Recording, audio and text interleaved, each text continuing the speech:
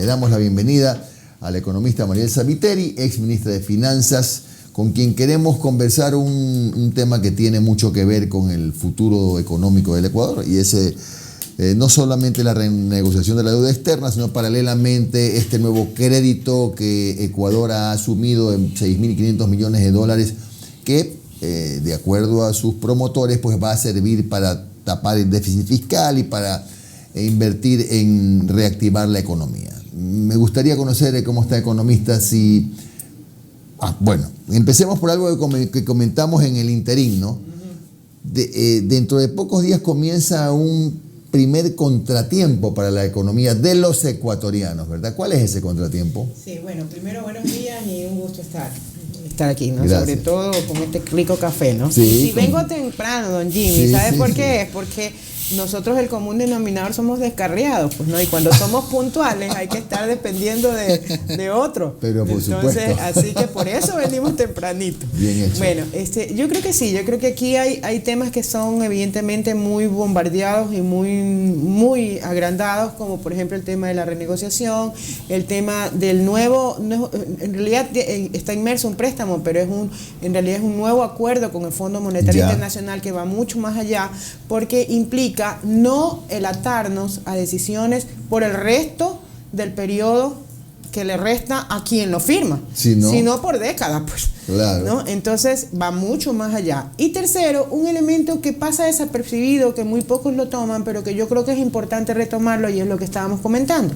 Los supuestos beneficios de la ley humanitaria, entre esos, la decisión que tomó el sector privado, la banca privada fundamentalmente, de darnos esos famosos 2 grandiosos meses de respiro, resulta que se acabaron, pues.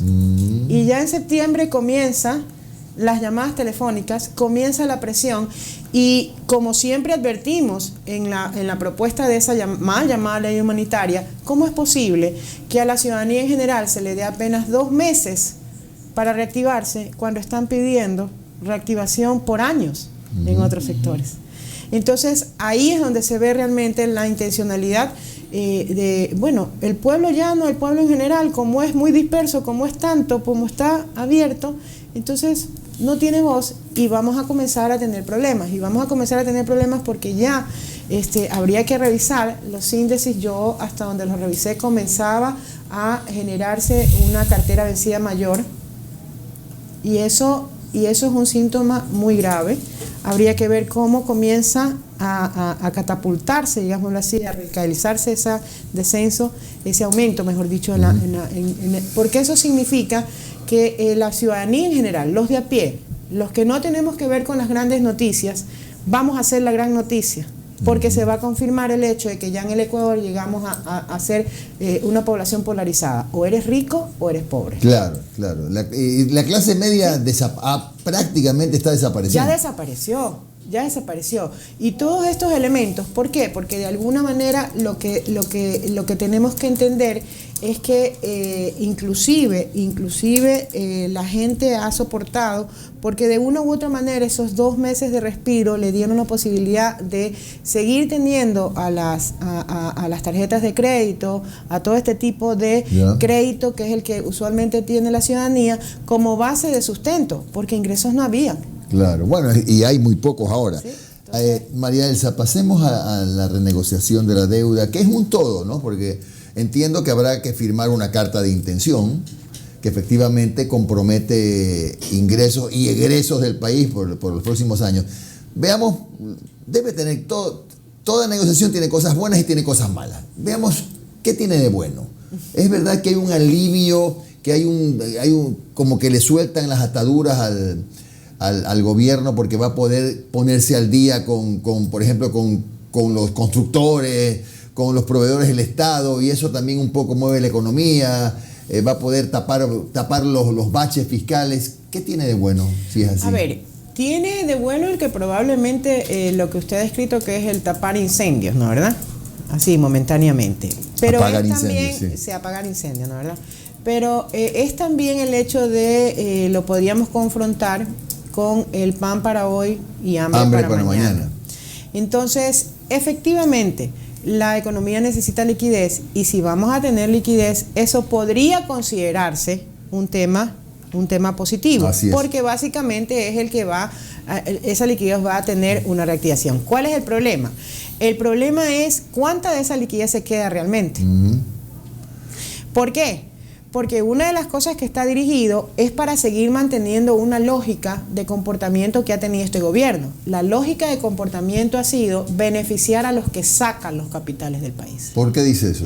¿Por qué? Porque se paga privilegiadamente la deuda externa, porque se privilegia y no hay ninguna forma de tamizar o de tapar o de parar lo que son las salidas voluntarias del dinero, de los capitales, de las propiedades, porque se da libertad absoluta para importaciones que en muchos casos no son importaciones que en este momento los requeramos. Entonces, algunas son suntuarias. Entonces, exactamente. Entonces, lo que vemos es que, y ojo, no estoy hablando de más, ¿no?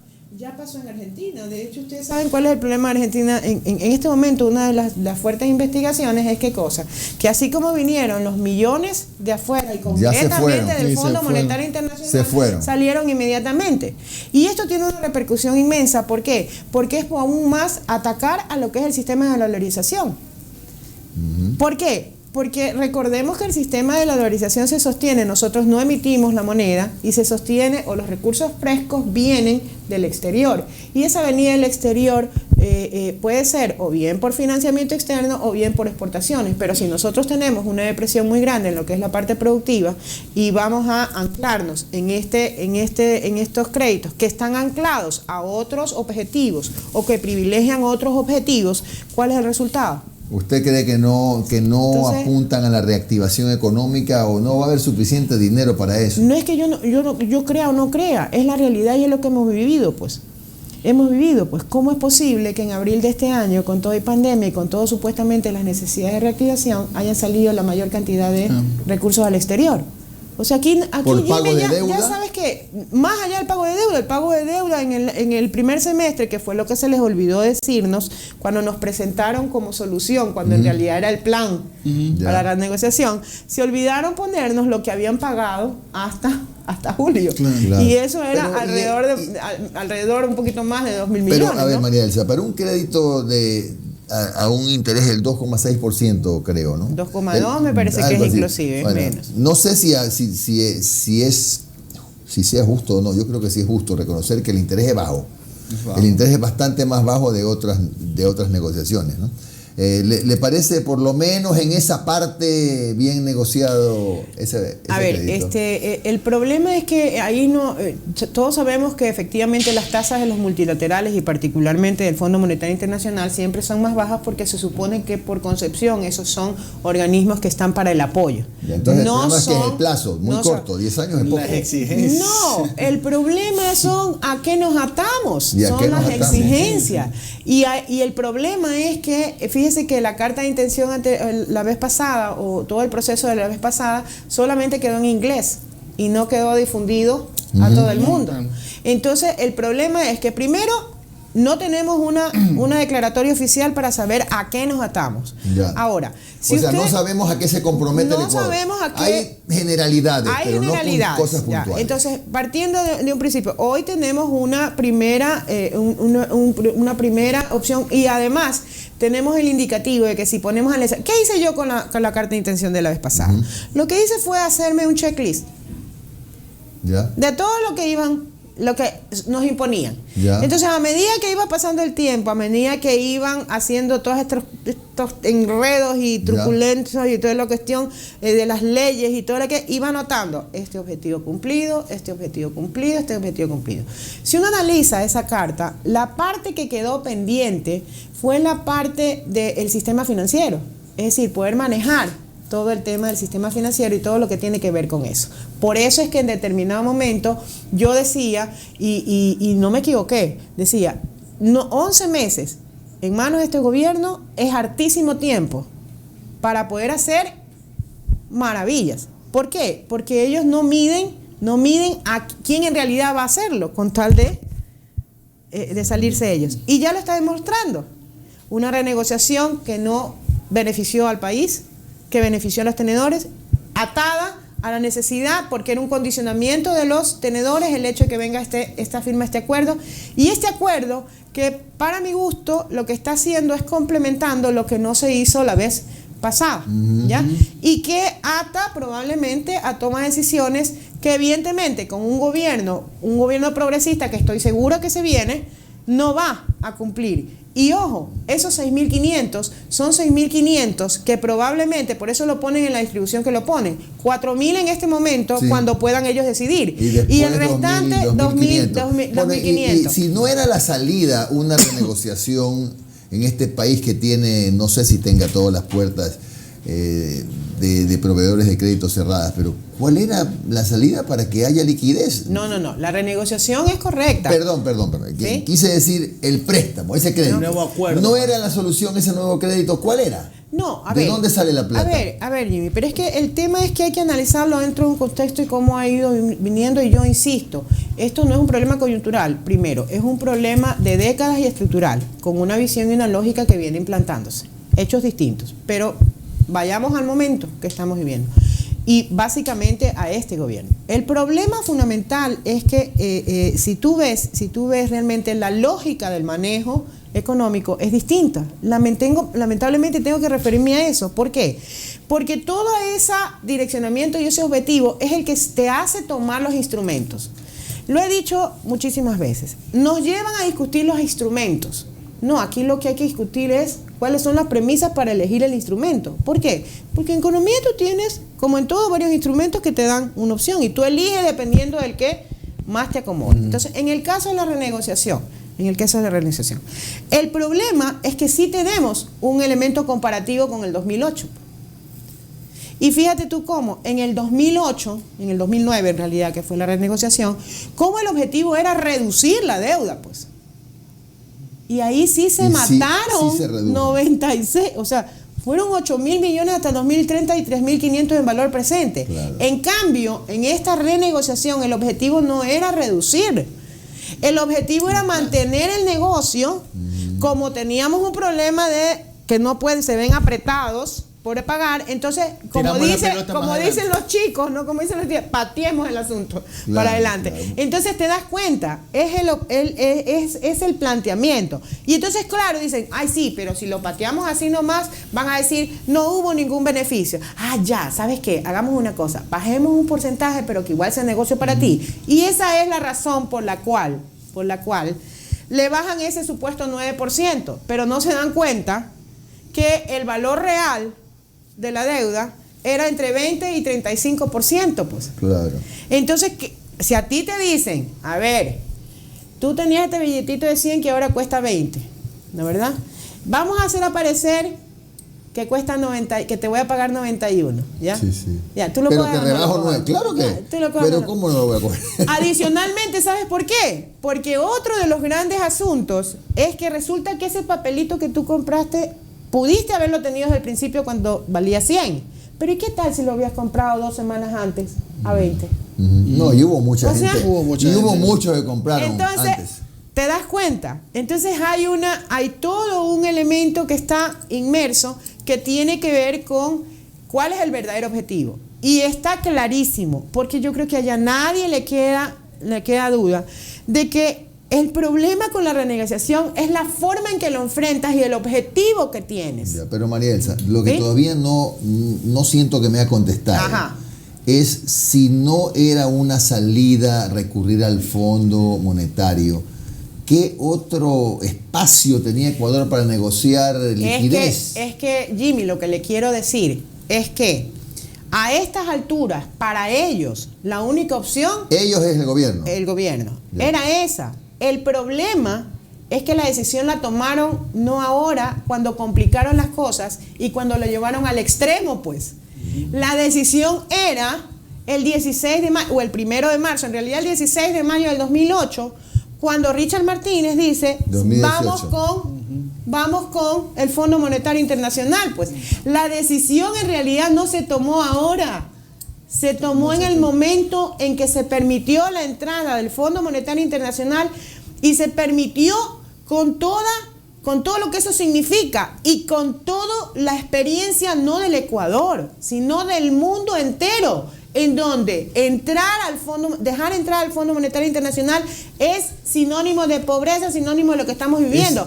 Solo una cosita, María Elsa, perdón la interrupción. ¿Es cierto que hay un fondo de más o menos 4.000 millones de dólares no reembolsable que le corresponden a determinados países, en este los caso giros Ecuador? del FMI? No, a ver, lo que pasa es que en el esquema constitutivo y dentro de los distintos elementos que tienen, hay un activo de reserva que se llaman derechos especiales de giro. Ya. Estos derechos especiales de giro se toman en decisiones. Las decisiones del fondo, la verdad es que como ya no estoy en el tema no sé exactamente, ya, pero por lo más o menos funciona de esta manera, ¿no? Las decisiones en el Fondo Monetario Internacional se toman en dos instancias, una que corresponde al 85% de las votaciones, ya, y otra que corresponde al 75%, ya, me parece, ¿ya?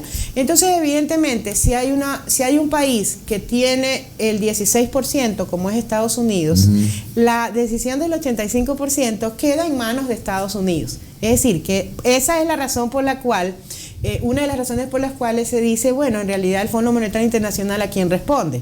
Y ya sabemos que Estados Unidos adicionalmente tiene un reporte al sector privado financiero cuando se trata de las decisiones de política monetaria. ¿Ya? Entonces, ese es el tema. No es fácil recibir esos 4.000 millones. ¿Cuál es el tema? El tema es que estas son decisiones precisamente ¿para qué? Para apoyar, porque no son deuda. Ya. Son activos, claro, y estos activos son negociables porque lo que se puede hacer es vender entre los países más grandes y todo.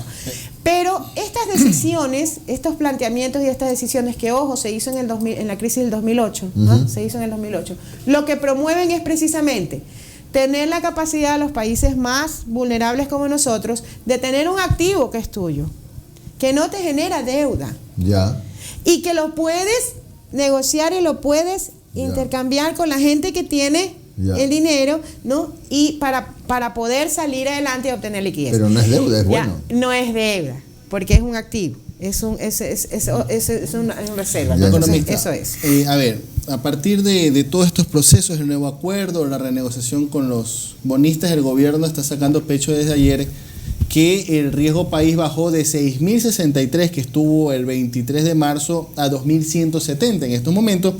Y aparte que Standard & Poor's mejoró la calificación de la deuda ecuatoriana.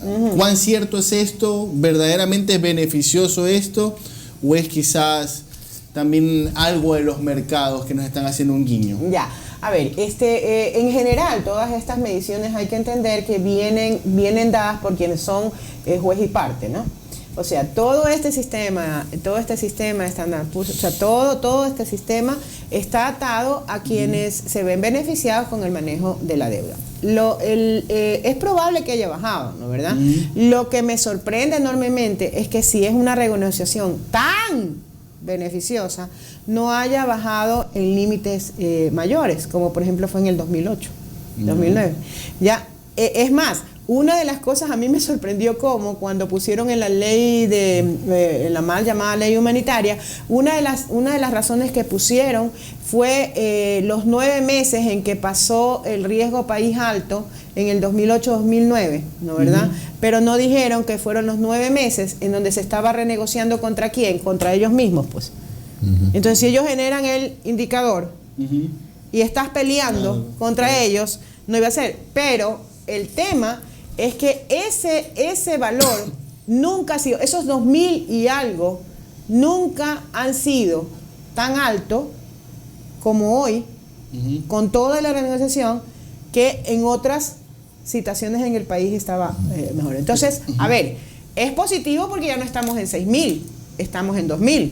El problema es, ¿por qué? Si es una... Que igual sigue siendo alto, por cierto, 2.000. Por eso te digo. Entonces, el tema es que si hay una brillante renegociación, si hay un panorama favorable para el Ecuador, si nos apoyan como nos apoyan, ¿por qué permanece en 2.000? Pues? Economista. Debería bajar más.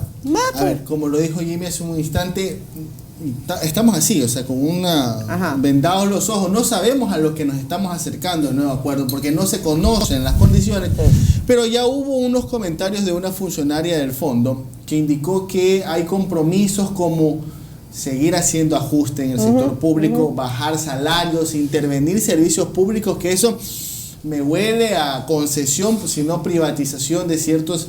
No, ya subida de tarifa. O subida de tarifa.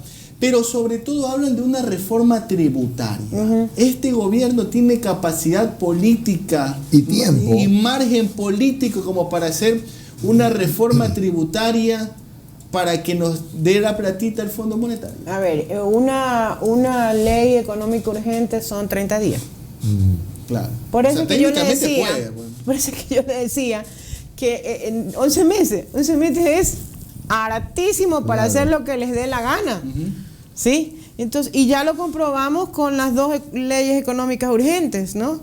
Ahora, el 13 se va... tiene tiempo realmente. Tiempo, habrá que ver si hay los votos en la Asamblea. El tema ya se vuelve de otra índole, político, ¿no? Porque justamente eso iba a decir. Miren ustedes cómo una ley que no tenía apoyo, como de la noche a la mañana, por algo que nunca vimos, cambiar el sistema de la votación, o sea, el resultado de la votación, diciendo que como no hubo una aprobación, entonces resulta que no se archiva y al día siguiente amaneció. Claro, a ¿no? ver, María Entonces, Elsa, ese es el tema. Entonces, hay formas de bajar las tasas de interés en este país que no sea por decreto, porque por decreto no se bajan las tasas. Porque uno no entiende cómo es que en la banca, esto no es hablar contra la banca, es una realidad, pueda esperarse que un negocio se reactive cuando los créditos están en el 18%, 17%. Ya, la pregunta en realidad es, Jimmy, ¿cómo es posible que el margen de intermediación financiera sea el doble, en Ecuador sea el doble del margen mundial, y en cambio en una economía que decrece al 1%, las utilidades de la banca sean 600 millones? El tema es para que ustedes vean la inconsistencia y la incoherencia de las decisiones de política, ¿Y por qué tan política monetaria. ¿Por qué tan alta la intermediación? Pregúntenle a los bancos, pues. ¿Por qué? Porque hasta donde yo sé... ¿Quién establece ese Es que ahí margen? viene la importancia de por qué esa parte que quedó pendiente del cumplimiento, pero que se está dando tácitamente, porque quienes toman las decisiones a nivel de la Junta de Regulación Monetaria, ¿no es verdad? ¿Quiénes son? Ellos mismos, pues. Y por eso es que quieren oficializarlo de alguna manera. ¿Para qué? Primero que nada, lograron que el Banco Central salga del circuito donde debe estar, que es la toma de decisiones de política pública. Por eso es que sacaron al Banco Central, ¿no es verdad? Segundo, quieren que sea un comité privado el que tome las decisiones en la regulación. Pero si tienes igual a personas que responden al sector privado tomando las decisiones, se produce esto.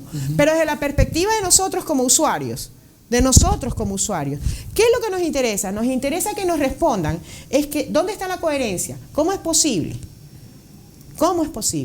¿Por qué son tan ineficientes? ¿Por qué hay tanto costo? ¿Por qué es necesario que haya tanto costo? Si espérate, solamente voy a poner lo que le pasa a una persona cuando va al banco. Cuando tú vas al banco, ves un banco con 10 ventanillas y ves atendiendo 3. Ya, pero ¿por qué son ineficientes? Si ganan 600 millones no son ineficientes. Bueno, pues son ineficientes desde la perspectiva del servicio, de lo que te están cobrando. A ver, ¿cómo es posible, Jimmy, que en noviembre del año pasado Ban Ecuador, y te estoy hablando de banca pública, Ban Ecuador diga, voy a reestructurar lo que son, ¿cómo que se llama esto? Los retiros de cajeros automáticos. Hasta la fecha vuelven a funcionar, cuando se suponía que eran dos meses que funcionaban. ¿Y sabes cuál es el efecto para la ciudadanía y nada más y nada menos para los agricultores? Básicamente, para la gente que tiene cuenta en el Ban Ecuador, pues. ¿Sabes cuál es el efecto? Que en otro cajero automático tiene que sacar de 100 en 100. No le permite sacar los 300. Y si manejamos los 300, que es lo que te permite de una, significa que tienes que hacer 3 operaciones en cualquier otro cajero automático. ¿Sabes lo que significa hacer la operación en 3 veces la operación? Porque adicionar el costo de la operación es el doble que si hicieras de tu propio banco. Entonces significa que cada vez que saque un campesino que tiene más Ecuador, que necesite sacar, significa que le cobran $3 por los $300. ¿Qué significa eso? Un 1%. Economista. desde el punto ¿Sí? de vista técnico, cómo aquí tanto el gobierno como las personas que son aliadas de este gobierno dicen que todo esto es gracias a la farra correísta. Técnicamente, ¿cuál fue el error de Rafael Correa desde el punto? Porque, por ejemplo, parte de estos bonistas con los cuales ahora se ha renegociado fue porque se sacó bonos en la época de Rafael Correa. ¿Hubo una equivocación en el manejo de la deuda por parte de Rafael Correa o es una excusa de este gobierno? A ver, primero que nada, pongamos en contexto las cosas. Las 2/3 partes de lo que se ha renegociado son de este gobierno. Ya. Es decir, la mínima parte es lo que corresponde a los bonos anteriores. Segundo, si acuérdese usted que la emisión de bonos en la parte de Rafael Correa, ojo, yo ya no era parte de ese gobierno, al contrario, estaba alejado y todos sabemos que yo realmente tengo diferencias como todos los ciudadanos que podemos tener, ¿no? Sin embargo, apunto a la misma y soy objetivo en el análisis. Si vamos a eso, las mismas razones por las cuales se vieron obligados a endeudarse de esa manera en este gobierno las tuvo el endeudamiento pasado. ¿Por qué? Porque estábamos también pues en una crisis en el 2015. Entonces, a ver, pongamos en contexto eso. Pero vamos al tema realmente. El tema es que independientemente de que existan todas estas similitudes o diferencias, yo creo que hay que entender algo. El financiamiento no es malo. El buscar un financiamiento no es malo. El que un financiamiento tenga mejores o mayores condiciones en un determinado tiempo, lo que hace es ponerte en alerta y que tú mantengas permanentemente una opción de mejorar tus condiciones de deuda. Entonces aquí no se puede hablar de errores por error, por decir fallé. Lo que sí creo yo es que definitivamente cuando tú recibes una deuda que supuestamente tienes que renegociar, y yo siempre estuve de acuerdo en que era un punto fundamental, la renegociación de la deuda en todos sus sectores y de todas sus formas. Tienes que entender que es un trabajo que no acaba, porque así como te ves presionado a situaciones o a condiciones difíciles, tienes que aprovechar aquellas condiciones cuando se te mejora. Entonces, ¿cuál es la idea de un buen administrador, en este caso un ministro de finanzas, un buen administrador? Tiene que perennemente estar atentos para que la renegociación no sea un evento magno que lo haces cada ni sé cuánto tiempo y te sacan porque renegociaste muy bien. No, tienes que estar perennemente renegociando tu deuda en función de mejores condiciones. Claro, y el comportamiento del mercado. Del comportamiento del mercado. Tienes que mantenerlo como una actividad perenne. Claro. Y eso es lo que tienes que prever cuando tú haces los contratos de endeudamiento. Porque las condiciones que le impones te permiten o no permiten hacer ese tipo de acciones. Mi última interrogante, economista. Me preocupa o me aterra pensar que caigan esos 2.000 millones de dólares en octubre, porque todavía tiene que reunirse el directorio del Fondo Monetario para aprobar. No es que ya está suscrito, por cierto. Pero digamos que ya en octubre vienen los primeros 2.000 millones. Y eso se va en pagar los sueldos que en estos momentos nuestros servidores públicos se están muriendo de hambre. Totalmente. Se están muriendo de hambre, literalmente. Y a mí me da náuseas la situación que estoy viendo en estos momentos con los servidores públicos. Y se nos fueron los 2.000 millones. Para eso no creo que para eso se esté buscando la deuda, o sí. No creo que para gasto corriente. Lo que pasa es que la elección de las opciones, y ahí me conecto con la pregunta también que hacíamos anteriormente. Las opciones probablemente que eligieron fueron opciones precisamente de llevarnos a estos extremos. Efectivamente, va a venir la plata y se va a ir. Ojalá que sean sueldos. Insisto, ojalá que sean sueldos. Segundo, hay unos temas que son gravísimos, y es el hecho de que ninguno de estos acuerdos ha pasado por la Constitución, por la Asamblea, ni por la Corte Constitucional. Y eso hay que revisarlo, porque son acuerdos que quedan. Sí. En resumen, María Elsa, esto le va a tocar es al próximo gobierno, al paso que vamos. Y entonces ahí viene la pregunta, Jimmy, realmente, ¿no? ¿Cuáles son las opciones que tienes a nivel de una alternativa al Fondo Monetario Internacional? Y claro, Y ahí es donde hay que hacerse la pregunta de si fue bueno o no borrar de la libreta de teléfonos todos los nombres y dejar solamente el de una embajada. También es verdad. Bueno, gracias a María Elsa Viteri, ex ministra de Finanzas